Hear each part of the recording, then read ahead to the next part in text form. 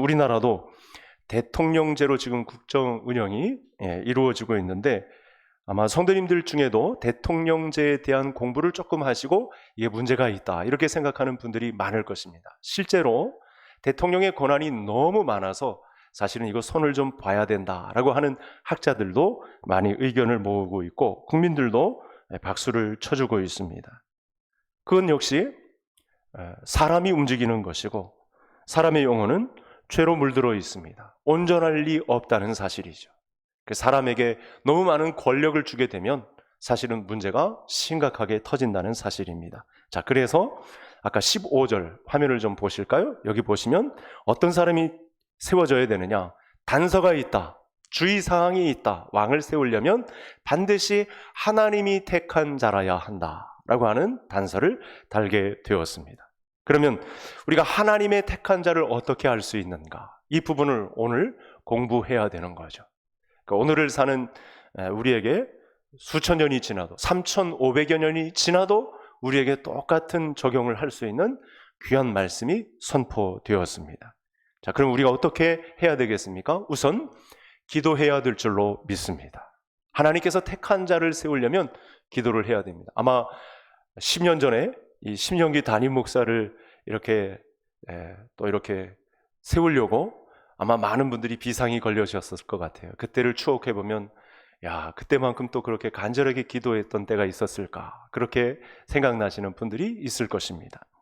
그때 기도할 때 우리 자신을 돌아보게 되고 회개하게 되고, 오전의 말씀처럼 또 말씀으로 충만하게 되고, 하나님이 택하신 자를 알아보는 경건의 능력이 우리에게 다시 세워지는 것이죠. 이새는 여러분, 자기 아들, 막내 아들이 왕감이라는 사실을 모르고 있었어요. 그러면 이게 거꾸로 좀 거슬러 올라가 보면 다윗의 아버지 이새가 그렇게 영적으로 충만하지 않았다는 사실을 알 수 있어요. 누구만 알아보죠? 사무엘 선지자만 알아봅니다. 기도하기를 쉬지 않겠다라고 하는, 기도하기를 쉬는 것을 죄라고 여긴 사무엘만이 이 막내 아들, 볼품없는, 얼굴이 붉은, 우락부락한 다윗을 알아봅니다. 이 사람이 왕이로구나, 하나님이 세우신 왕이로구나. 그래서 15절에 보면 또 뭐라고 하냐면, 타국이 아닌 내 형제 중에서 한 사람을 택하라. 그렇죠? 내 형제 중에서 한 사람을 택하라. 같은 말씀이 두 개 있는데, 하나님 안에서 하나님이 택한 자, 그는 내 형제 중에서 세워야 한다, 이런 말씀이죠. 학벌, 외모, 나이, 출신, 여러분 선입견, 장애물, 이런 것 때문에 사실은 사람들이 바른 선택을 할 수 없습니다. 하나님이 이렇게 기준을 매겨주셨어요. 하나님이 택한 사람, 하나님의 이 총기를 담고 있는 사람, 그러면서 동시에 내 형제 중에서, 뭘까요? 이게 단서가 뭐냐면, 벌써부터 하나님의 본심이 나타났는데, 우상 숭배하는 사람들 중에서는 뽑지 말아라, 이렇게 말씀하신 거예요. 기독교적 배경이 있는 사람을 그 중에서 뽑아야지, 절대 타인 중에서, 하나님을 믿지 않는 영역의 사람들 중에서 사람을 선택하면 안 된다. 그게 우상 숭배를 막기 위한 하나님의 비방입니다. 하나님을 섬기는 믿음이 없는 자를 세웠다가 어떻게 되겠습니까? 낭패를 보는 거죠. 포복절도하는 거죠.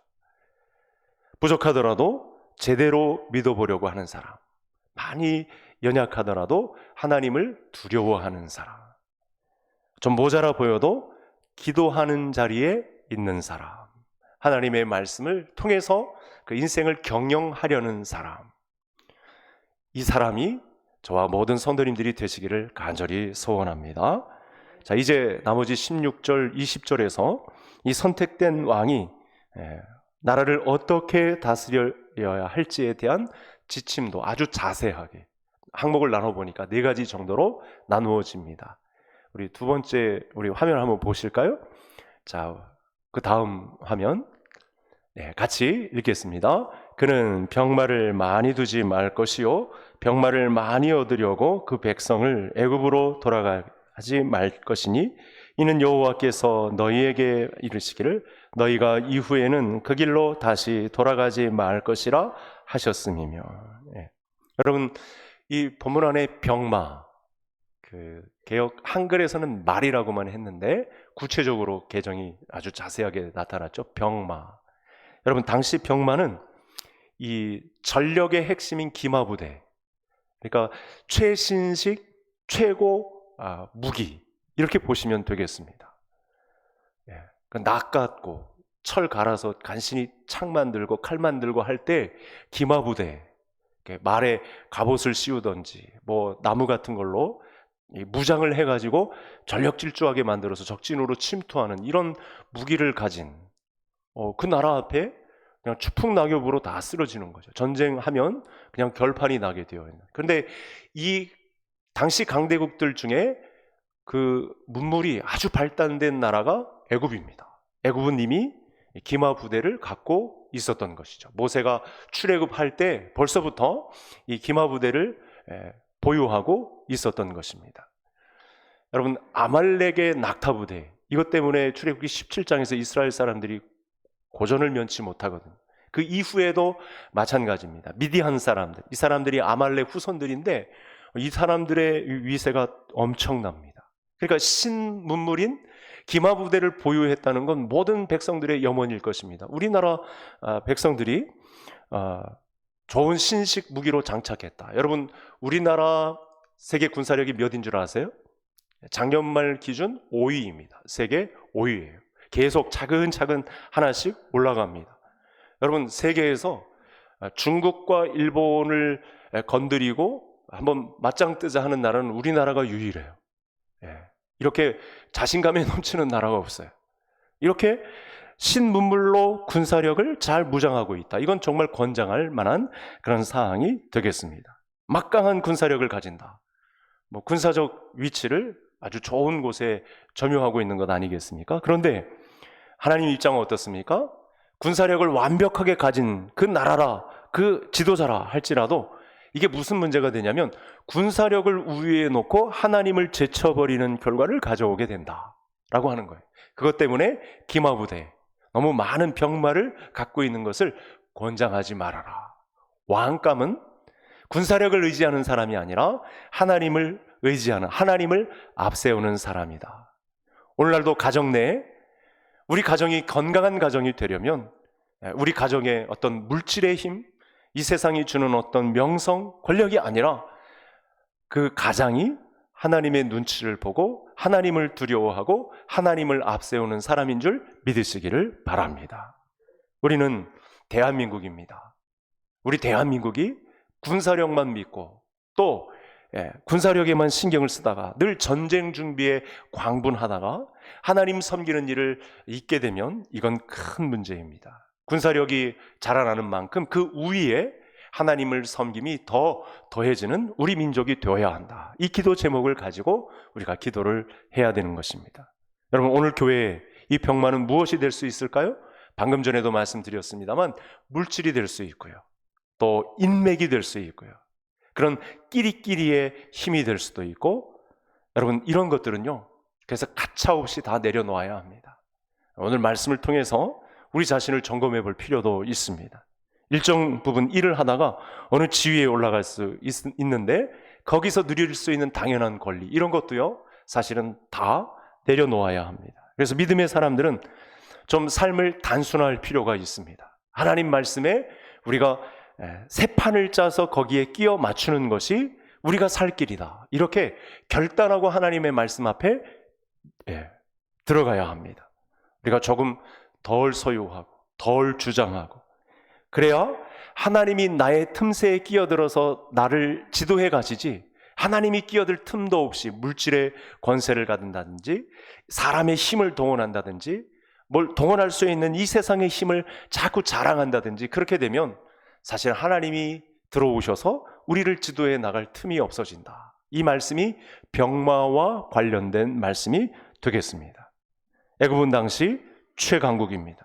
세계 최고의 기마병을 보유하고 있었습니다. 이스라엘 입장에서는 선진 군사력을 가진 애굽에 기웃거릴 수밖에 없죠. 신하들, 명석한 신하들 보내서 그 선진 군사 기밀을 좀 우리에게 알려줄 수 없습니까? 많은 돈을 갖다 바치고 또 그렇게 해서 가져온들 이제 뭐 사양길에 접어든 군사력을 보내주고 자기들은 더 좋은 문물을 또 이렇게 발굴하는 그런 일들이 펼쳐지게 될 것입니다. 여러분, 군사 문화, 이 병마 문화에는요 잔인함이 끼어 있습니다. 이게 하나님의 이 긍휼의 방법이 아닌 아주 잔혹하고 악독한 그런 문화가 이 기마 문화에 있거든요. 솔로몬이 이 규정을 무시하고 애굽에서 많은 말을 들여오다가 비참한 말로를 겪습니다. 저와 성도님들은 병마, 쉼을 의지하는 것이 아니라 하나님께서 우리를 지도해 가심을 맡기는 그런 가정을, 믿음의 가정을 이루어 가시기를 간절히 소원합니다. 자, 다음 화면을 한번 보시겠습니다. 17절 상반절 말씀인데 우리 같이 읽겠습니다. 그에게 아내를 많이 두어 그의 마음이 미혹되게 하지 말 것이며. 이 17절 상반절 본문을 히브리식 표현, 우리가 가끔 이렇게 성경을 보아야 할 때가 있거든요. 우리 동양적 사고에서 오늘 본문 말씀을 이렇게 직역하는 것보다는 히브리식 표현이 어디가 더 가까운가를 볼 때는 성경이 이렇게 되어 있습니다. 아내를 많이 두게 되면 반드시 다른 데로 현혹될 것이다. 이런 표현이에요. 같은 내용인 것 같지만 이게 더 무섭죠. 아내를 많이 두게 되면 반드시 다른 데로 현혹될 것이다. 이렇게 더 가깝게 설명이 되어 있습니다. 처음에는 아마 이 부분이 왕들 중에는 특권처럼 여겨지겠지만 아마 무서운 독이 된다. 이 내용을 포함하고 있습니다. 당시 왕들이 이 공주들을 아내로 데려온 것, 왕들의 정욕을 채우기 위한 수단이 절대 아닙니다. 우리가 계속 말씀을 살펴보았습니다만 이게 이 혼맥을 통해서 주변 나라들의 그 정권, 힘의 권리들을 잘 유지할 수 있는 그 비상책이 주변 나라의 공주들을 데려와서 왕과 혼인시키는 거죠. 서로 상부상조하는 것입니다. 다른 그 이외의 나라들이 침범을 할 때 같이 정략을 맺어서 군사 얼마를 보내고 군량미를 얼마나 보내고 하는 이런 일들을 공주들과의 혼맥을 통해서 왕들이 이런 일을 벌였던 것입니다. 그런데 성경은 이것마저도 군사력과 함께 이 아내를 다른 나라에서 데려옴으로 힘을 얻을 수 있는 이 권리마저도 그렇게 하지 말아라. 한 아내 이외에 다른 여자를 내게 두지 말지니라. 이렇게 말씀을 주고 있습니다. 여러분, 이스라엘 왕국 역사 가운데 이 문제를 지키지 않았다가 각 왕국 세대별로 낭패를 겪습니다. 하나같이 여러분, 이 왕비들의 역할이 얼마나 중요한지 아시죠? 우리나라도 조선 왕조나 고려나 삼국시대도 다 마찬가지입니다. 가장 큰 문제가 무엇입니까? 우상 숭배하는 나라들의 왕비들이 처음에는 이 나라가 여호와 하나님을 섬기는 나라라고 눈치를 보다가 그만 자녀들이 생기고 힘이 실리고 이렇게 하다 보면 어느 순간 자기 민족에게서 섬기던 우상단지들을 다 데려와서 섬기게 되고 왕까지 그들의 제의에 참여시키는 이런 어처구니 없는 일들이 벌어지게 된 것입니다. 반대로 하나님을 믿는 여인이 그 가정에 들어오면 어떻게 됩니까? 달라지죠. 처음엔 미미하겠지만 하나님을 섬기는 성숙한 여인이 그 가정에 들어오게 되면 그 가정은 변화됩니다. 그 가정은 반드시 달라집니다. 왜냐하면 그 가정의 주인이 하나님이 되어주시기 때문인 것이죠. 여러분, 이혼율이 가장 높다는 미국, 우리나라도 만만치 않습니다만 아직까지도 이 서양 나라들이 이혼율이 참 높은데 미국 경제지에서 통계가 나왔습니다. 성공한 지도자들의 80%가 한 명의 배우자와 평생을 산 사람들이었다는 사실입니다. 그렇게 헐리우드 그런 기사들이 많이 나오고 있는 무분별한 나라인 것 같아도 그 경제를 움직이는 이 대가들의 가정을 들여다보니까 80%가 한 명의 아내와 해로하는 그런 모습을 보였다는 통계가 보고되었다는 사실입니다. 왕들은 믿음 안에 결혼을 해야 합니다. 그리고 좋은 가정을 이루어야 합니다. 그러니까 지도자에게 결혼 생활은 굉장히 중요합니다. 아내를 여인으로만 볼 것이 아니라 우리 자녀들의 어머니, 여기까지 봐야 한다는 거예요. 내 당대, 내 정욕을 채우기 위한 그런 수단으로 그런 여인을 비하해서 볼 것이 아니고, 이 아내는 장차 이 나라와 민족을 돌볼 어머니의 위치에 서 있다. 이것이 성경관입니다. 어머니를 보는 성경관이 되겠습니다. 하나님이 원하시는 지도력은 아름다운 가정을 세우는 데서 비롯된다라고 하는 말씀이죠. 그래서 오늘 말씀에 의해 우리 모든 성도님들이 긴장을 하고 서서 우리 가정을 이쯤에서 점검해 보아야 할 신앙이 무엇인지, 우리 자녀들을 경성시키고 또 믿음으로 하나로 모으는데 우리 성도님들의 말씀의 역량이 다가가고 하나씩 변화의 걸음을 걷는 은혜가 있기를 주의 이름으로 축복합니다. 우리 세 번째 화면을 또 보겠습니다. 17절 하반절 말씀인데 같이 읽겠습니다. 자기를 위하여 은금을 많이 쌓지 말 것이니라. 여러분, 권력과 물질 어떻죠? 항상 따라다니죠. 권력이 있는 곳에 물질이 있고 물질이 있는 곳에 권력이 항상 빌붙습니다. 여러분, 내달에 국회의원 선거가 치러집니다.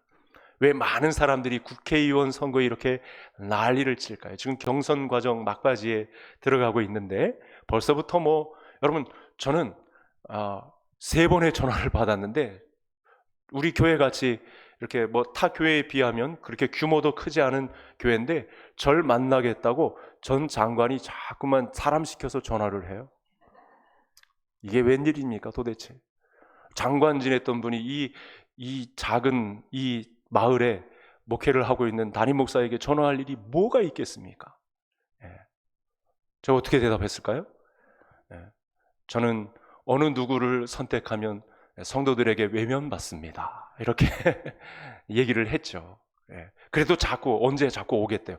절대 오지 말라고. 나 그 시로 나가겠다고. 그렇게까지 엄포를 놓았습니다. 여러분, 국회의원 선거 왜 주목될까요?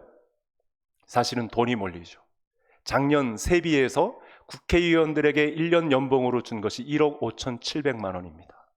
여러분, 한 사람이 1년에 받을 수 있는 연봉이 1억 5천. 어마무시한 돈이죠. 일반 평민이 언제 그런 돈을 만지겠습니까? 그러니까 사람들이 목숨을 거는 거죠. 치열한 공방전이 펼쳐지고 있는 것이죠. 권력과 물질이 따라오니까 사람들이 눈이 뒤집히는 것입니다. 솔로몬의 경우 여러분, 나중평가가 어떻게 납니까? 화려한 성전 건축을 하고 왕궁을 짓고 황금과 보석이 넘쳐나는 무역을 했지만 사실은 자기 명성 쌓는 데 집중한 나머지 백성들과 나누는 모습은 보이지 않습니다. 나중평가가 어떻게 나요? 르호보암 때 솔로몬의 이 권력이 얼마나 셌는지 당시에는 사람들이 말도 못 꺼냅니다. 솔로몬이 이 폭정을 일삼은 것에 대해서, 노동력을 착취한 것에 대해서 솔로몬 당대에는 이야기도 못하다가 그때 여로보암이 쫓겨난 거 아니에요. 관리 감독하다가 말 한마디 잘못해가지고 쫓겨난 거 아닙니까? 여러분, 사진을 하나 보시겠습니다. 제가 우리 선생님께서 보내주셔서 이탈리아를 갔다 왔는데, 우리 이정미 권사님 갔다 오셨는지 모르겠는데 이게 콜로세움입니다. 여러분, 이 경기장 하나 세우려고요 엄청난 사람의 목숨이 희생되었습니다. 수많은 세비가 거두어졌습니다. 여러분, 약 2000년 전인데 오늘날과 비교해도 손색 없는 어마무시한 극장을 세운 거예요. 그리고 이 극장 안에 상영될 영화는 없으니까 그냥 살아있는 영화, 검투사들에 의해서, 예를 들면 살인자들, 또 강도들, 그리고 뺄 수 없는 수많은 인명이 달아난 예수 그리스도를 믿는 사람들 화형시키고 검투사들의 창에 칼에 죽게 만드는 이런 일이 이 안에서 벌어진 거예요. 당시 황제가 이 국민들의 세금과 노예들의 노동력을 악착같이 그렇게 착취해서 세운 결과물입니다. 근데 그걸 잘못 모르고 그냥 놀라기만 하고 오면 큰일 나는 거죠. 거기에 이런 일색의 무상함, 권력의 무상함, 하나님을 더 의지해야 되겠다라고 하는 이런 말씀의 교훈을 우리가 받아야 하는 것입니다. 화려하고 웅장함 뒤에는 사람들의 피와 땀이 서려 있는, 또 우리 기독교인 조상들의 그 목숨을 걸고 지킨 신앙이 그 운동장 바닥에 서려 있는 것이죠. 하나님은 열심히 정상대로 일해서 재물을 모으는 것, 이거 탓한 적이 없습니다. 열심히 수고해서 손에 노동을 하나님 앞에 드리는 것, 이거 하나님께서 굉장히 좋아하시는 것입니다. 돈을 버는 것도 하나님이 주신 축복의 중요한 위치를 차지하고 있습니다. 다만 그들이 모은 재물로, 그들에게 주신 이 은사로 또 재물 모으는 능력을 갖게 되었다면 그것을 흘려보내는 곳에, 사람의 생명이 살아나는 곳에 그렇게 쓰임을 받기를 원하셨던 거죠. 여러분, 성도님들은 하나님이 주신 재물을 어떻게 관리하고 계시는지요? 자녀들에게 땀 흘려 일한 노동의 대가를 가르치고 계시는지요? 작은 액수일지라도 작정을 해서 열방의 영혼들을 돌보는데 우리 선교사님들의 땀과 눈물에 흘려보내게 하는 일을 감당하고 계신지요? 지도자는 나누는 것만큼 자기에게 주신 하나님의 이 물질의 능력을 흘려보내는 것에 그 지도력이 실리게 되어 있습니다. 쌓아두기만 하면 나중에 치명적인 독이 되는 거죠. 여러분, 솔로몬 시대 황금이 그야말로 돌처럼 그렇게 풍부한 시대를 살았음에도 불구하고 그의 말로가 어떻습니까? 비참합니다. 저는 우리 모든 성도님들의 물질 사용이 독이 되지 않고 축복의 통로로 사용될 수 있기를 간절히 소원합니다. 이제 마지막 항목인데요, 마지막 화면을 한번 보시겠습니다. 이건 읽지 않고 한번 제가 표시한 단서들을 한번 잘 보시죠. 18절에 율법서의 등사본을, 그리고 이 등사본을 평생에 자기 옆에 두고, 왕은 등사본, 그리고 좌로나 우로나 치우치지 아니하리니. 중요한 단서가 연결됩니다. 하나님의 말씀을 등사한 개인적인 등사본을 갖고 있게 되면 어떻게 되죠? 평생에 이걸 갖고 있게 되면 좌로나 우로나 치우치지 않는 균형 감각 있는 지도자가 된다. 하나님께 인정받는, 칭찬받는 직분자가 된다라고 하는 말씀을 주셨어요. 그럼 영어 성경 히브리식 표현도 같은데 카피라고 되어 있어요. 복사해서 자기 곁에. 여러분, 왕궁에 얼마나 화려한 성경책이 있겠습니까? 그렇죠? 얼마나 아주 찬란한 그런 필사본이 있겠습니까? 그런데 왕의 침실에, 자기 곁에, 또 자기 사물을 보는 곳에 이걸 등사해서 자기 곁에 두어서 치우치지 않게 하는 그런 사역을 감당하라고 마지막 말씀을 주셨습니다. 여러분, 왕이 되자마자 왕은 자기만을 위한 율법서를 등사해야 됩니다. 세상살이에는 다른 사람과 나눠 쓸 수 없는 것들이 있죠. 여러분, 우리가 속옷을 공유할 수 없잖아요. 제가 청년 때 수련회를 갔는데 다른 형제의 칫솔 썼다가 저 죽는 줄 알았습니다. 아유, 몸서리 쳐지더라고요. 저 그렇게 깨끗한 사람이 아닌데 공유할 수 없는 게 있죠.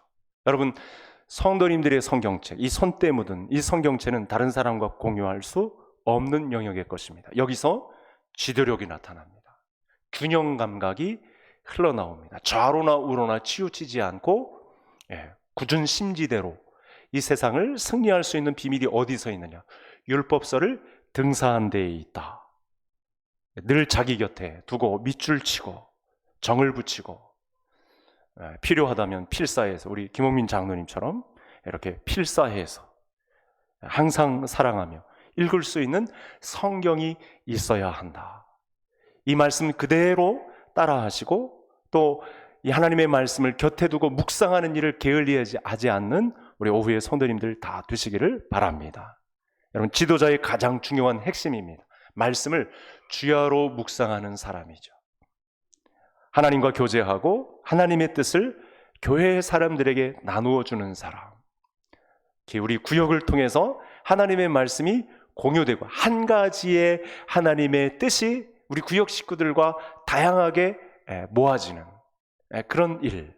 하나님은 이것을 굉장히 중요하게 생각합니다. 하루를 시작할 때 성경을 펴고 시작하고, 하루를 마감할 때 하나님의 말씀에 의한 대로 기도로 마감을 하고, 하나님과 대화하라. 아이디어가 떨어지고 머리가 아프고 관계가 껄끄럽고 상황이 막 이렇게 저렇게 엉킬 때마다 여러분 해답은 어디 있습니까? 등사된 성경책에 있는 줄 믿으시기를 바랍니다. 오늘 오전의 말씀도 오늘 말씀과 상통하는 아주 중요한 메시지가 있습니다. 20절에 보면 그리스도인의 지도자는 치우치지 않는 사람이다. 이 한쪽으로 치우치지 않는 것, 방금 말씀드렸습니다만 균형 감각이라고 합니다. 여러분, 자녀들에게 인정받고 싶으세요? 그 부모님들은 균형 감각을 갖추면 됩니다. 어느 한 것으로 치우치게 되면요, 반드시 좋지 않은 소리를 듣게 돼요. 자녀들에게 인정을 받지 못합니다. 그래서 실제로 이 균형 감각이라는 단어를 넣어서 기도하셔도 좋습니다. 사실은 이렇게 기도하셔도 좋죠. 하나님, 제가 성경적 부모가 되게 해주세요. 이 세상에도 발을 반 담그었다가 하나님의 말씀에도 반을 담그고 왔다 갔다 하는 것이 아니고 하나님의 말씀에 기초해서 성경적 기준을 가지고 우리 자녀들을 다스릴 수 있는 부모가 되게 해주시고, 내가 교회 안에 부서 어느 부서를 섬기든지 그곳에서 내가 성경적 기준을 가지고 덤벼들 수 있는, 그래서 그걸 가지고 평가받을 수 있는 그런 사람이 되게 해주세요. 여러분, 어느 순간 치우쳐 있음을 발견하게 된다? 직분자의 자격이 없게 되는 거죠. 어느 순간 한쪽으로 이렇게 치우쳐져 있다? 그러면 좋은 평가를 받지 못하게 될 것입니다.